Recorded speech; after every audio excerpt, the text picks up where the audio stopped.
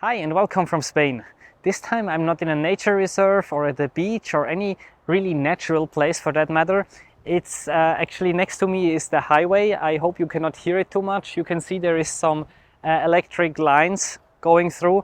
So not a pretty area, and everywhere on the ground there is some trash from when they were constructing the highway or other things, and also normal garbage that people just throw away, so it doesn't look beautiful at all. However, I've been here in the past a couple of times already. It's what is called in Spanish barranco, so like a riverbed that is basically dry for most of the time of the year, but during the high water, when there is a flood or something, this fills with a bit of water, and this gives a quite unique flora, because it's more a pioneer flora. So there is not really big trees or anything in it. You can see it's mostly herbs, also many open places. And in the past I've been here a couple of times, because even it seems quite dry now, there is some small water bodies here, and these are just kind of attracting wildlife like a magnet. So I've seen already today when I walked from the car here, I've seen I think it's called brown ibis in English, some egret, some shorebirds, and I will continue to explore a bit how it looks like. In the past there was a very good area for swallows over there, but at the moment it's still a bit too early in the year for swallows. I've seen a couple flying around, but not so many, and there's also not enough water, but I'm quite confident that I can find something, and I will show you a bit how I scout, because right now it's actually still a bit too early in the afternoon. If it would really be like a clear sky with harsh sunlight, but it's a bit overcast, and it's getting more and more overcast, so we're getting this nice diffuse light. It's a bit too much wind for many songbirds, I'm afraid, but for the shorebirds it could still work. I will go this direction and find out.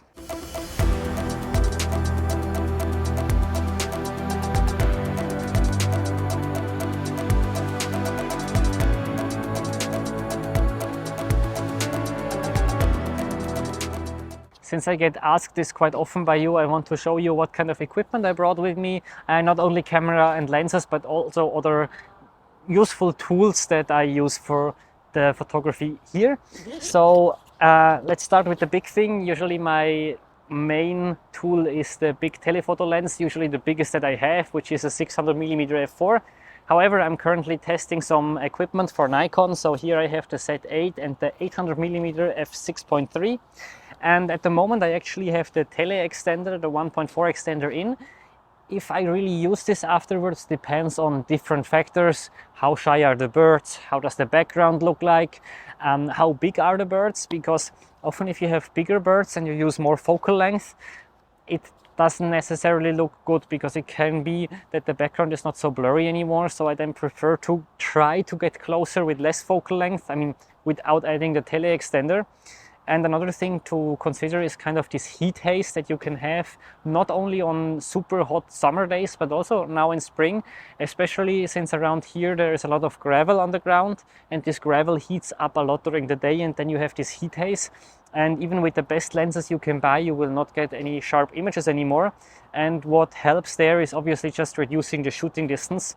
So these are the moments when I actually remove the extender and try to maybe include a bit more of the environment. If you want more tips like this, by the way, you should totally check out my ebook about bird photography. But let's continue with the equipment. If I have the tele extender already in there, I make sure that I have the lens caps always in my pocket, that I can quickly change if I need to take it out. And otherwise, if I don't have it attached, I have the tele extender in my pockets. As you can see, I also have some other lenses.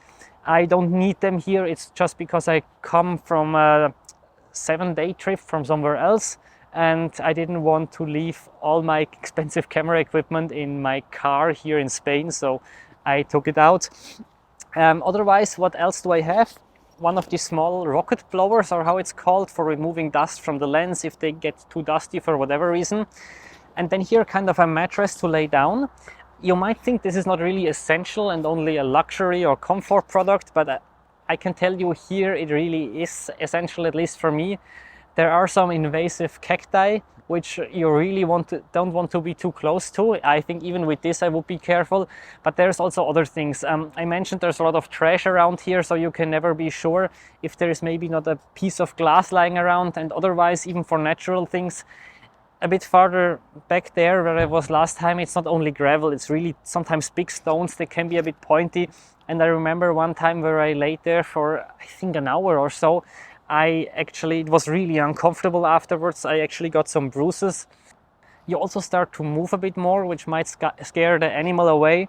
So I am always keeping this, and that's also the main reason why I still take a backpack, because usually I don't shoot with a tripod, so I would not need a backpack necessarily. I could also go without. Since I already have the backpack, I also take a beanbag. This goes quite well in combination with this mattress, and then just 1 or 2 extra batteries. I make sure I have enough memory on my cart. The backpack you can see here is the F-Stop Shin. It's the biggest I have, as I mentioned, just because I come from a big trip.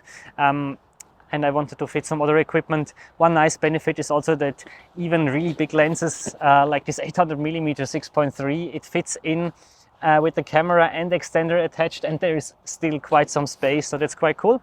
And I will now start looking for birds.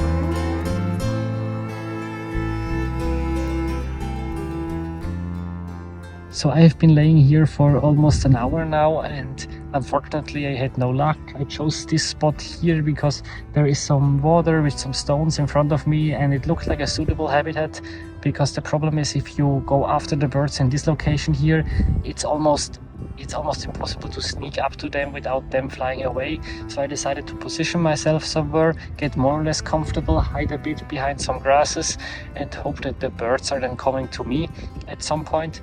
This has worked a couple of times in the past, but not today. There were some wagtails, but they were still a bit far away.